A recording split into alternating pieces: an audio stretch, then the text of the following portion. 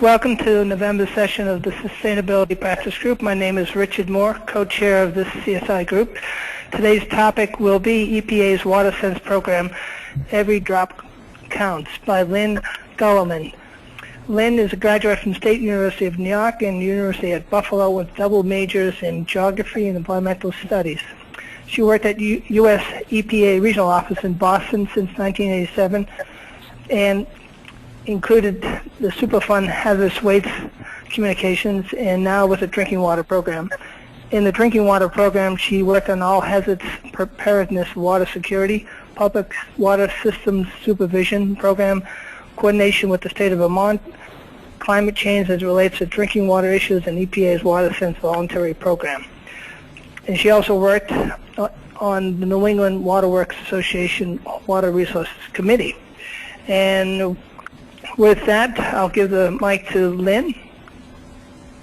Okay, thank you, Richard, and to the Sustainability Practice Group for inviting me here today and for wanting to learn more about WaterSense. Greatly appreciate it.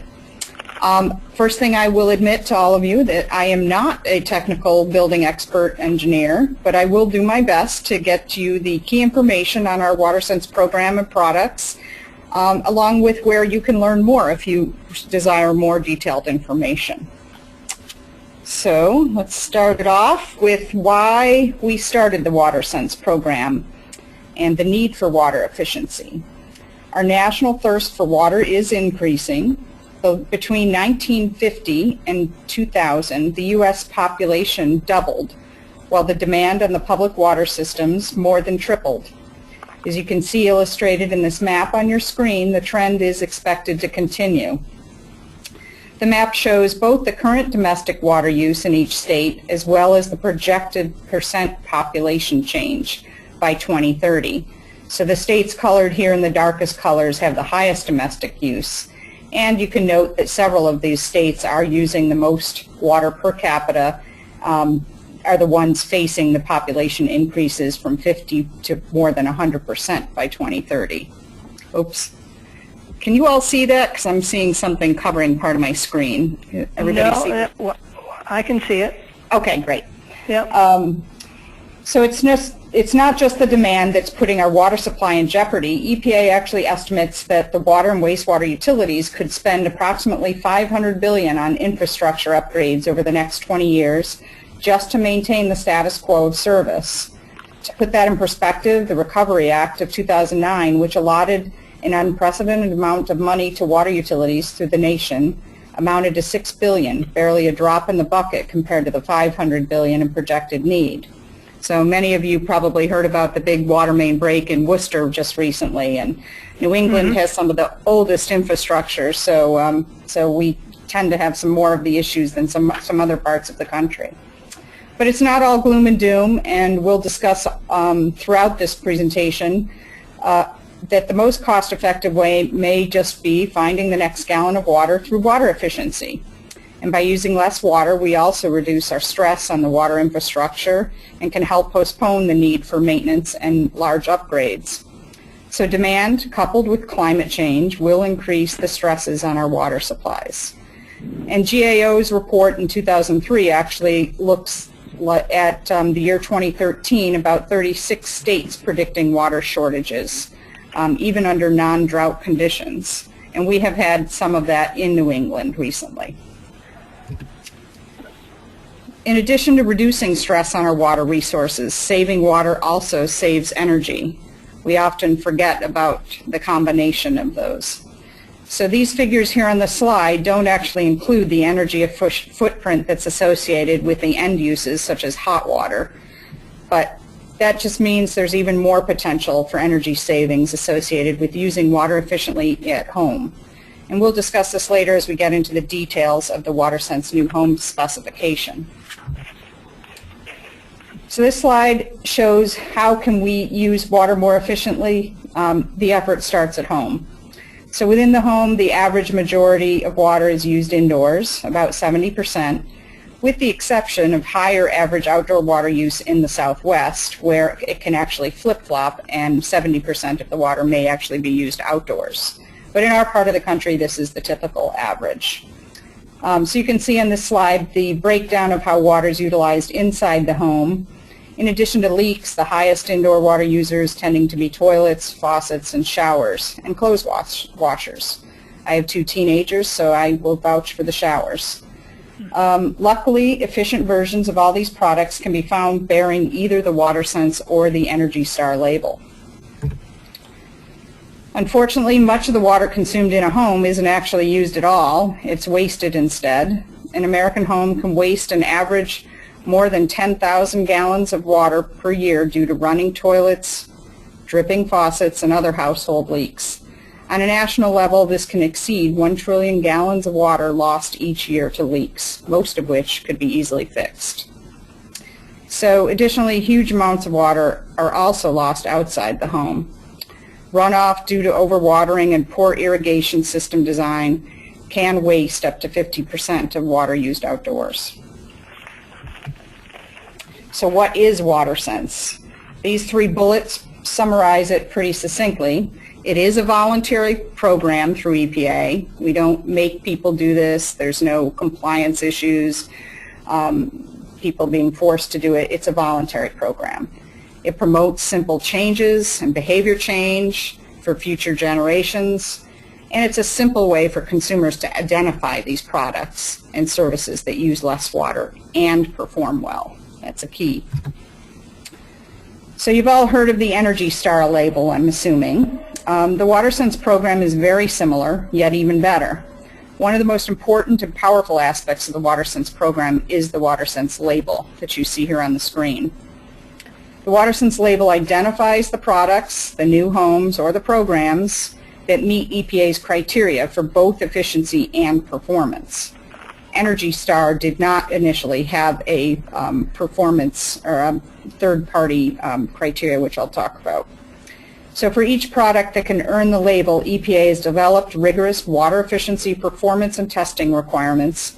An important part of the program is that a third-party testing laboratory licensed by EPA must certify the product before the manufacturer can put a WaterSense label on it. And that's what ENERGY STAR did not initially have, but it either is moving to that or may have already done that in their new labeling. To ensure the integrity of the WaterSense brand, independent licensed certifying bodies, including IAPO, UL, CSA, and others, test products to make sure they meet WaterSense specifications for efficiency and performance. EPA established a process for accrediting licensed certifying bodies to certify the products, and having a third-party product certification gives consumers confidence that the WaterSense labeled products excel in both efficiency and performance. Many of you may remember the original or the earlier high-efficiency toilets that came out and how they were not so favorable. These are much better. The certification process greatly improves the resource efficiency of the program by letting the certification bodies certify the products and police the labels.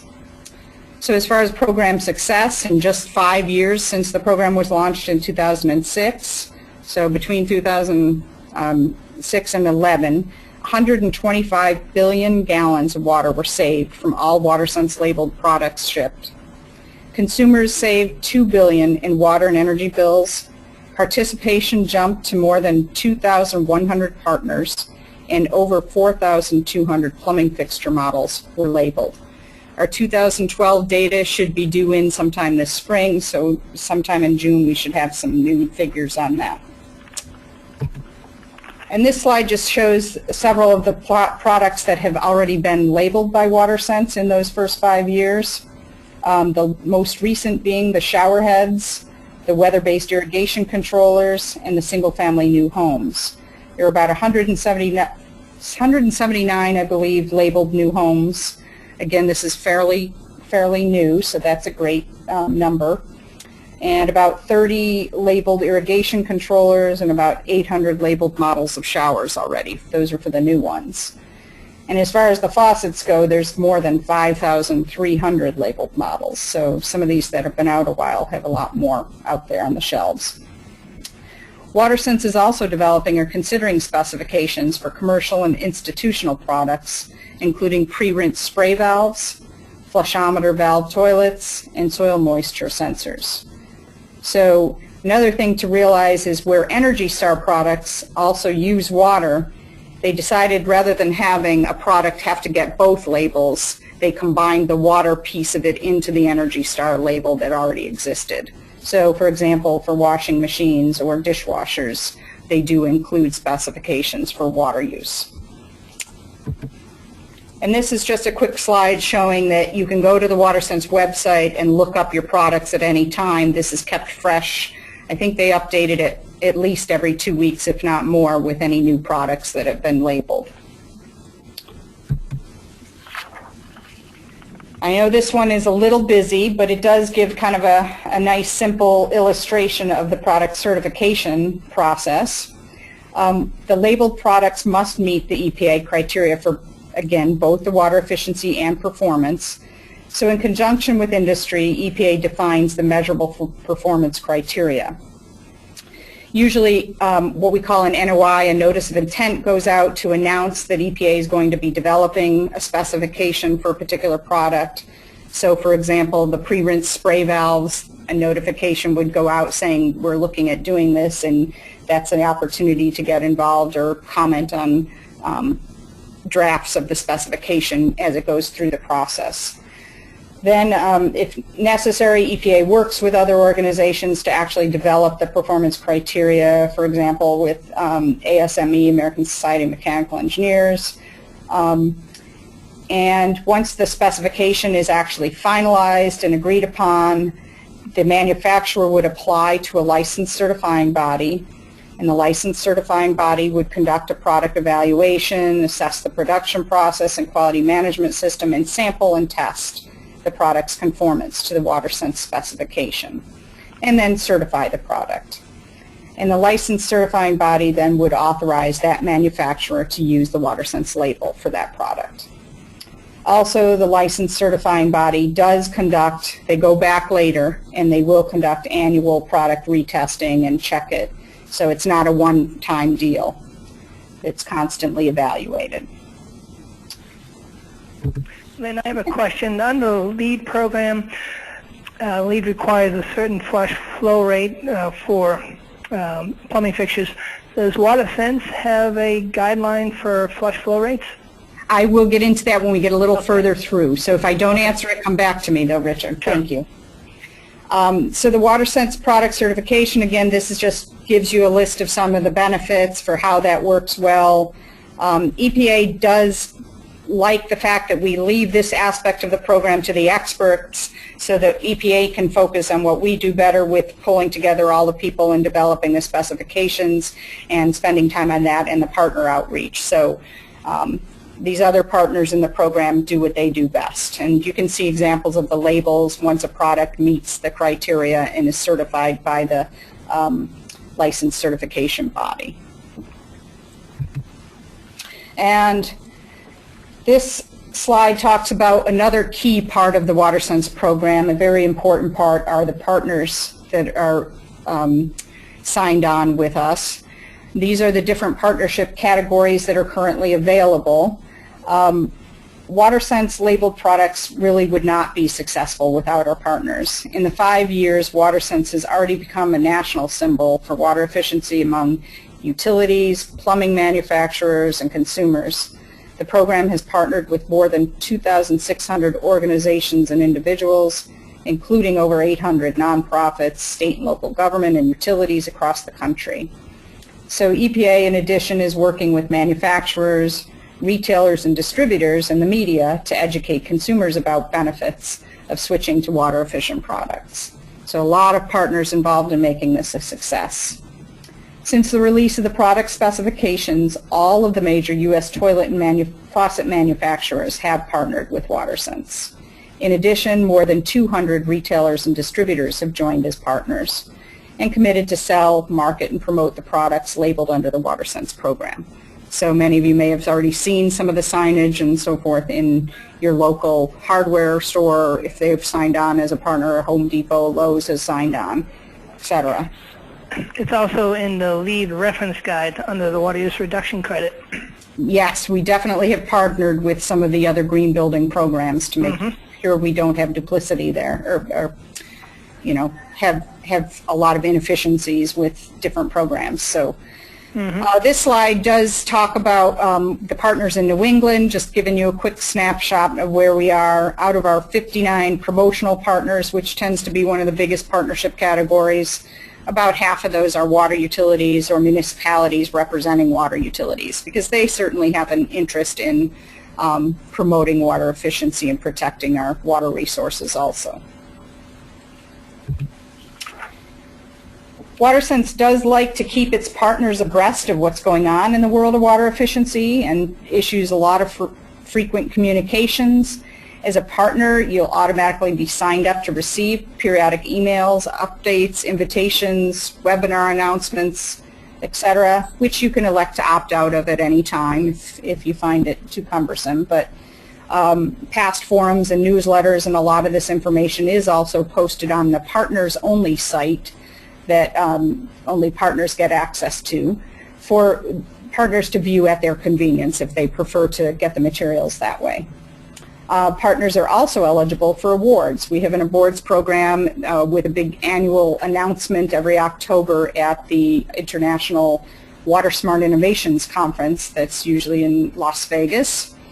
So that's a great ceremony, and it really is a great way to recognize some of the partners that have gone above and beyond to make this program successful. So let's talk about the actual New Homes program, which is one of the components of WaterSense. My understanding is some of you are builders or certainly work with builders, so I wanted to give you more detail on this part of the program and what it takes to actually build a WaterSense labeled home. So WaterSense developed its homes program to address the water and water efficiency criteria both inside and outside the home. The New Home Specification is designed to work in concert with other green building programs, including LEED, as Richard mentioned, NEHB, and Energy Star. After the release of the original New Home Specification in December 2009, it was just recently revised in 2012, water conservation has repeatedly been named as one of the top green building trends, helping to buoy the program as it weathered the unfortunate timing in its launch of the housing market crash. In a survey of builders by McGraw-Hill Construction, more than 40% of builders agree that green makes it easier to sell homes in a tough market and down economy. In New England, we have not yet seen any labeled new homes. However, we do have one building partner signed up in Connecticut, so hopefully we'll see some new homes labeled in Connecticut at some point in the near future.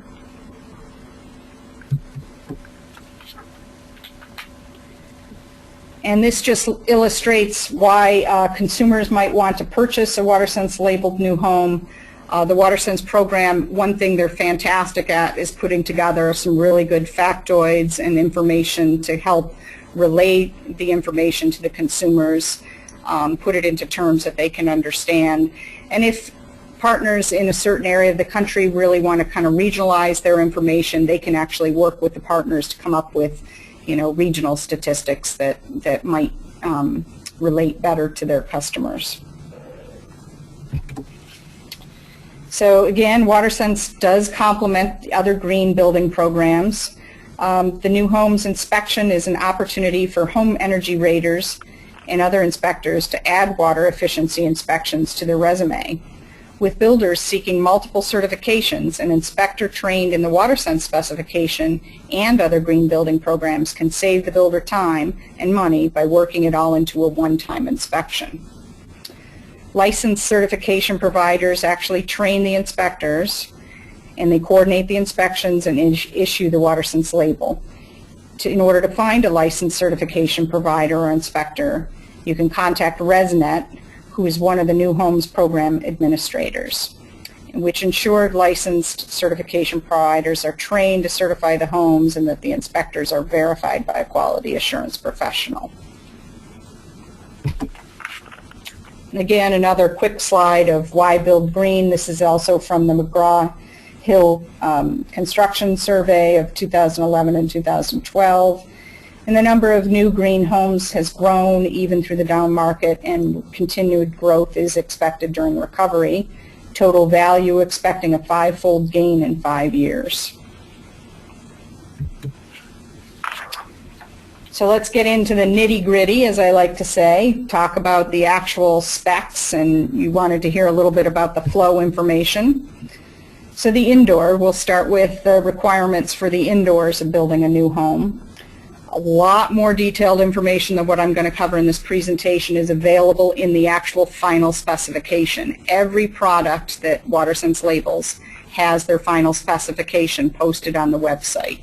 And you can go through, you know, they can be 10 to 20 pages detailing the specifications. So I encourage you to check out more detail on the website too. EPA actually spent over 3 years working on this specification for the new homes, and involved hundreds of builders, utilities, trade associations, manufacturers, landscape and irrigation professionals, and certification providers to come up with this criteria for the new homes. So several drafts were developed, put out for public comment, changes made, tweaks, dozens of meetings, and they finally come out with the new home specification again in 2009 and just revised recently. So this lays out the required items. I'm not really going to get too much into the fourth bullet there, the other water efficient plumbing fixtures. Those tend to be things that might be optional in a home, like as a water softener, evaporative cooling systems, or drinking water treatment systems that might be put in for one reason or another. But the specification does cover those, so you'd have to get more information on those in the spec. Let's go through the first one, the service pressure requirement. The home needs to have a pressure reducing valve installed upstream of the fixture connections, usually just upstream of the water shutoff valve. You need to check with the builder to determine if the valve was adjusted to 60 psi or less. If the home does not have a pressure reducing valve, then the inspector needs to check the static pressure using a pressure gauge to verify that the pressure is 60 psi or less, and needs to gather documentation from the builder that indicates that the jurisdiction supplying the water to the home supplies it at a pressure of 60 psi or less. But coming from the drinking water program, I know that that really can vary how the pressure a water supplier supplies to the home. So that's something that needs to be checked in the inspection. Lynn, typically Yeah. in the MWRA system, is it 60 psi? I could not tell you in MWRA. I actually work mostly with the Vermont systems, but I could get the answer on that, and it may vary by... Just curious, is that a typical number that you'll see that municipalities provide, 60 psi pressure? I think it can really range, Richard. I think it depends on, you know, how far the distribution system is and the geography of the system. So sometimes they can actually be 100 to 110 psi. So it really can vary. But that I'd have to find out. And MWRA may vary by community too. So I'd have to check that. But your local water supplier should be able to tell you that.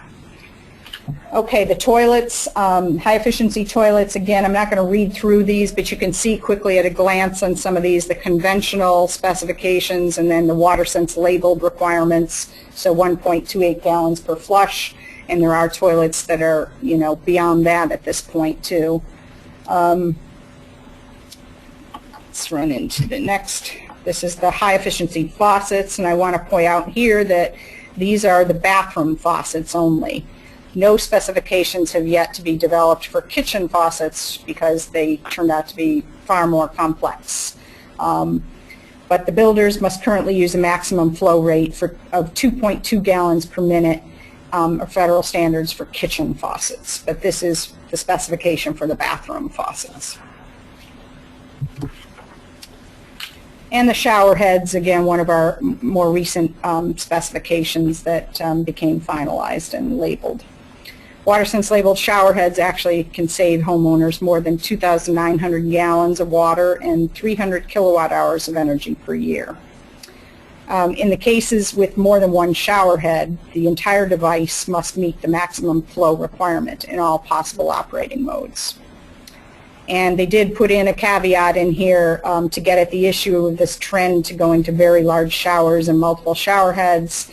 They put in shower size requirements of 2,160 square inches as the minimum recommended size for a roll install, and the total allowable flow rate of water flowing at any given time from all shower heads must be limited to 2.5 gallons per minute per shower compartment, with the floor area less than that. So that's how they got at the new trend. And the hot water delivery system, this is the area I think that I've heard gives the builders, becomes a little more complex with the specification and requires a little more planning, I guess, but it's certainly doable. And I think getting better as more builders are coming out with labeled homes. The average home wastes more than 3,650 gallons a year waiting for hot water to be delivered to the fixture. 10 to 15% of the energy used in hot water systems is wasted through distribution losses. So it's time to rethink about where we put a hot water heater. So the distance from the hot water heater and the volume of water that needs to be discharged are the primary factors. So hot water delivery system inspections, you can see what the requirements are here laid out on the screen. I don't need to read through that to you, but one thing to note, the temperature and timer-based recirculating systems do not meet the requirements. So that's something to make sure you know in advance. But in the inspection process, they will test the hot water delivery system before testing the other indoor features that they have to test. And they have to test all the hot water delivery systems in the home. They have to verify that the system is not a time or a temperature-based recirculating system. They have to check supply connections for leaks. And for demand-initiated recirculating systems, they need to actually turn on the applicable switch or hit the control button for the hot water in the appropriate room and wait 40 seconds before they test. And again, all this is laid out in more detail in the specification. This is an example of a chart they give in one of the documents they provide the builder called the Guide for Efficient Hot Water Delivery Systems in the latest new home spec.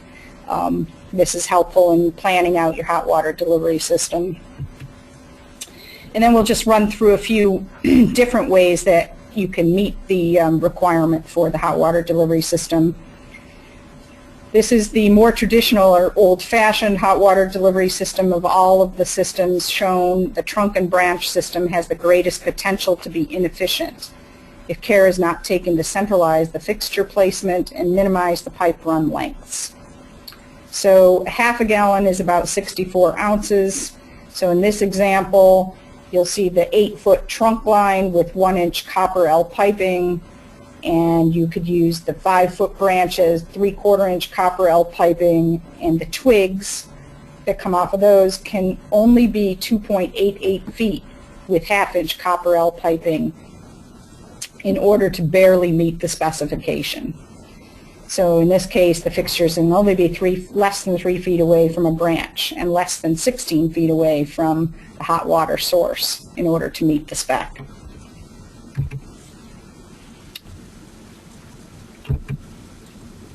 Oh, hold on a minute here.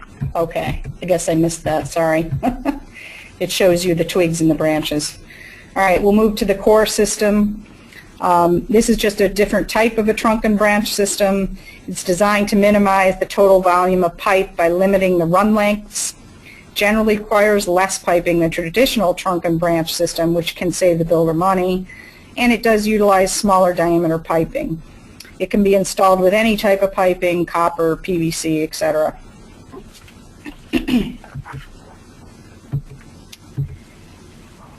And the whole house manifold system, also called parallel pipe or home run systems, utilize small diameter flexible plastic piping, such as PEX, can usually be installed more quickly than rigid systems and with only one fitting at the manifold, which, because of the flexible piping, equalize the pressure, allowing the multiple fixtures to be used without dramatic changes in pressure or temperature, and eliminates inline fittings, which reduces pressure losses and allows for smaller diameter piping.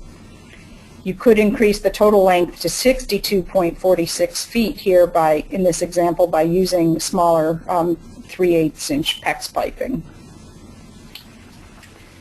This system type is an ideal option for the larger homes with more spacious layouts and multiple fixtures in which longer piping runs may be necessary. Like the core systems, the whole house manifold systems supply each fixture with an independent line and can be difficult to retrofit.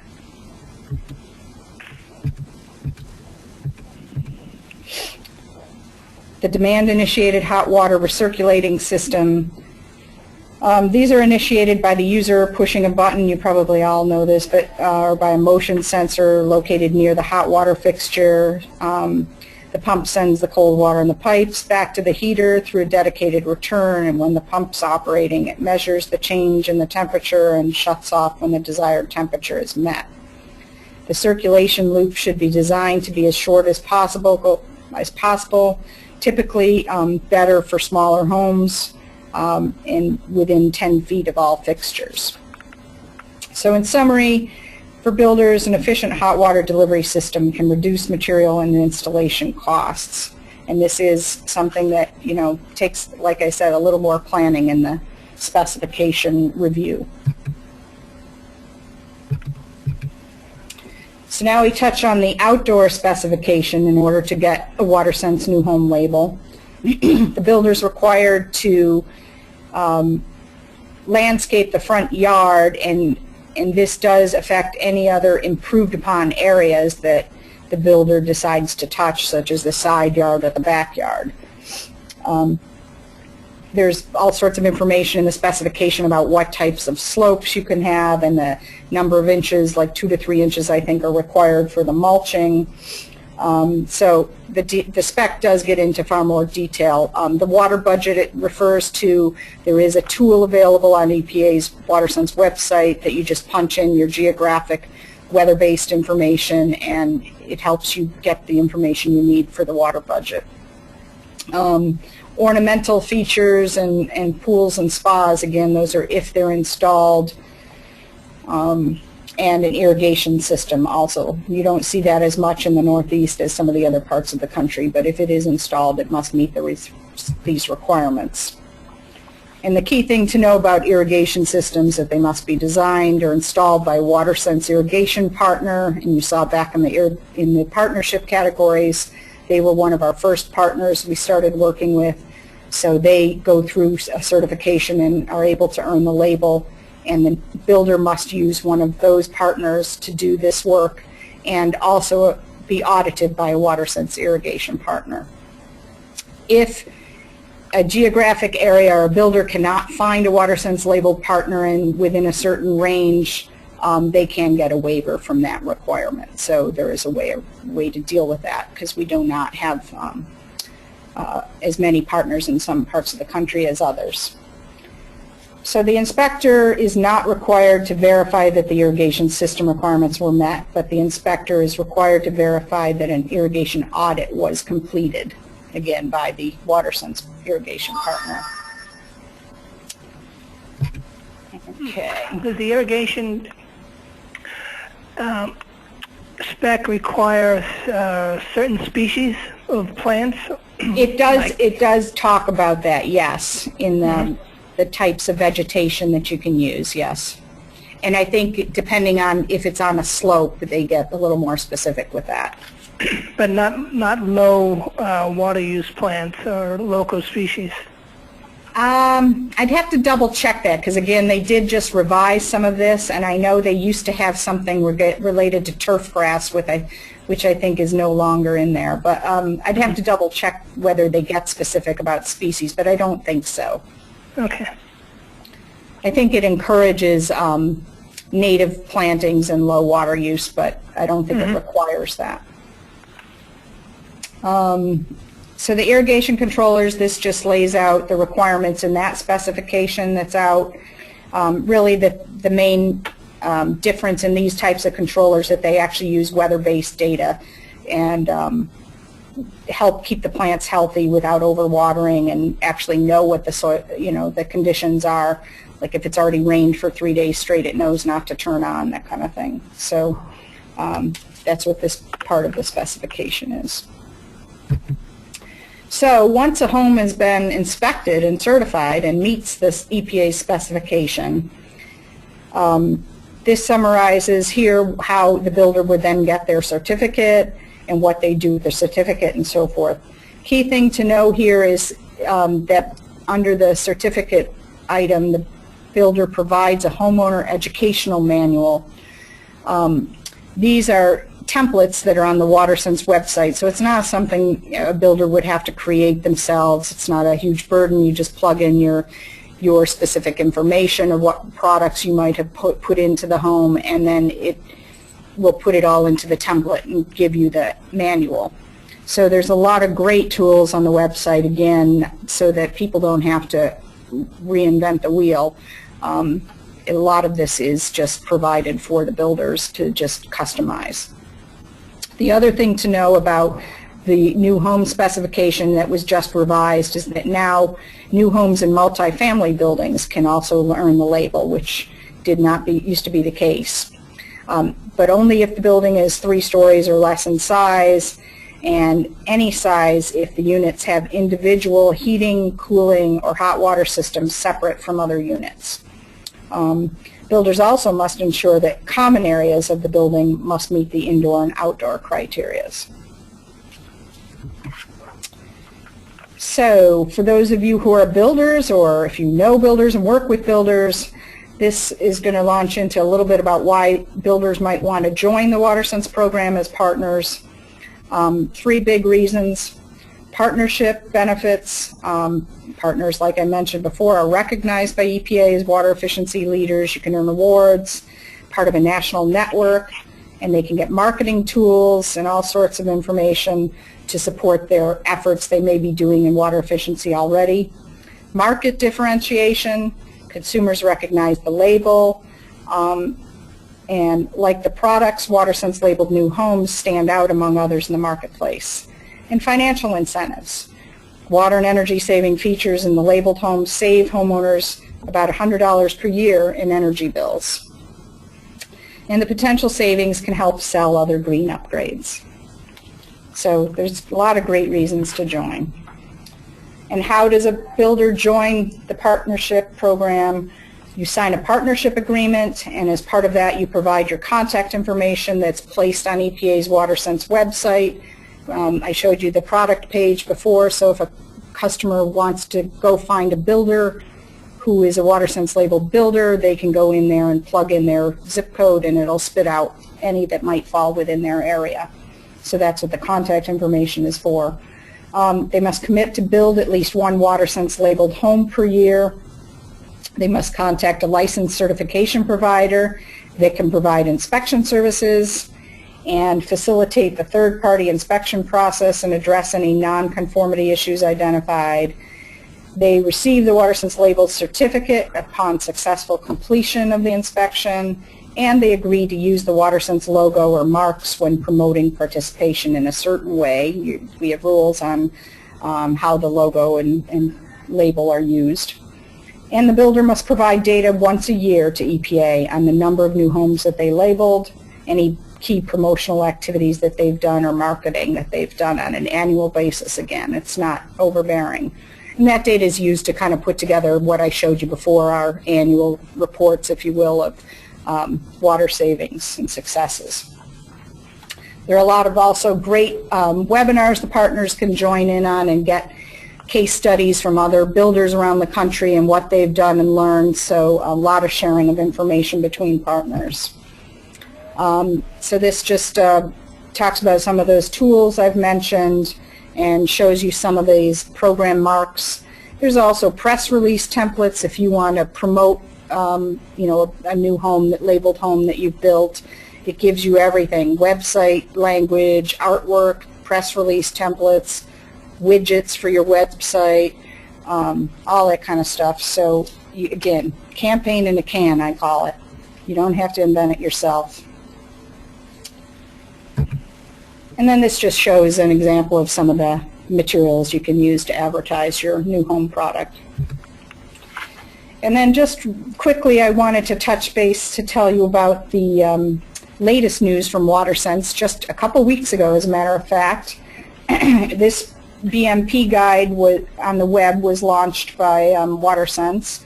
It's the commercial institutional users of water include a wide range of businesses and organizations. And reducing water use in these facilities can have a huge impact in helping meet the challenges faced by our communities, to meet water demands, especially when we have some of these drought situations that even in New England we've seen, and to save energy and reduce stress on our natural resources. So because WaterSense, we are strapped on resources, we can't add a whole slew of new partnership categories because that just does add more resources for each one. They came out with this BMP guide, and the sections that you see here on the slide are what are covered in that guide. And for each of those sections, they'll get into, an overview of each practice or technology. They'll talk about operation and maintenance, and user education practices. They'll talk about retrofit options, replacement options, water, energy, cost savings potentials for them, and additional resources. So for each of these areas, if you just have a certain area you want to go to, the BMP guide, again, it's all web-based and bookmarked PDF, so you can just jump to the section you're interested in reading more about. A lot of diagrams and case studies and water use and savings calculators and so forth. So it is a pretty impressive tool to use, and I encourage people to tell other commercial and institutional folks that might be interested in water savings to check it out. And did you say that was available on your WaterSense? Yes, it is. website? If you go to the WaterSense main page right now, which I'll show you on the last slide in one moment, okay. Mm-hmm. It should be, it's being advertised right on the front page right now, so it's very easy to get to. And these are just download? Yes. Yep. Yes, it is. And I don't think you even have to download it if you don't want to. I think you can click through it there, or you can choose to download it. Okay. Promotional opportunities for partners. These are the types of, sectors that we encourage our partners to go and work with. I know water suppliers, may have certain high volume users in their communities that they may already work with, but this kind of gives them some tools to go work with them. Facilities like schools, hotels, retail stores, office buildings, and hospitals actually account for about 17% of publicly owned water supply or public supplied water use, and about 18% of energy use in the U.S. So they do use quite a bit of our water and energy. And WaterSense at Work creates a really great opportunity for them to get involved in water savings in their communities.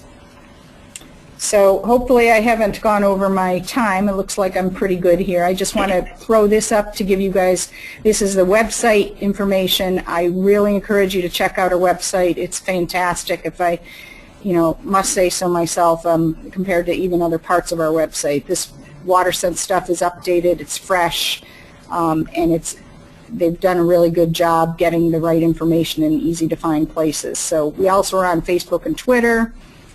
We have a lot of great promotional events throughout the year. We have a big Fix a Leak week every spring. So there's a lot of cool stuff that you can find on the website. And most of our WaterSense program, all the specification development and that stuff is done out of our DC office, but we do have WaterSense reps like myself in our regional offices that can help you if you have any local questions or to facilitate things that you might need from the national office. So I'm here to help. Whenever you have any questions, feel free to contact me.